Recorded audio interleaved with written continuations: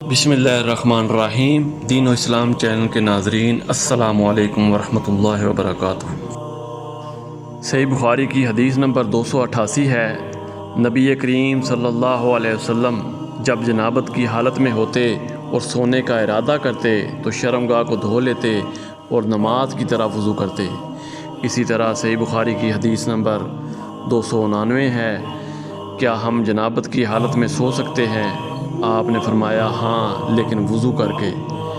اسی طرح صحیح بخاری کی حدیث نمبر 290 ہے، حضرت عمر رضی اللہ تعالیٰ عنہ نے رسول اللہ صلی اللہ علیہ وسلم سے عرض کی کہ رات میں انہیں غسل کی ضرورت ہو جایا کرتی ہے، تو رسول اللہ صلی اللہ علیہ وسلم نے فرمایا کہ وضو کر لیا کر اور شرمگاہ کو دھو کر سو جاؤ۔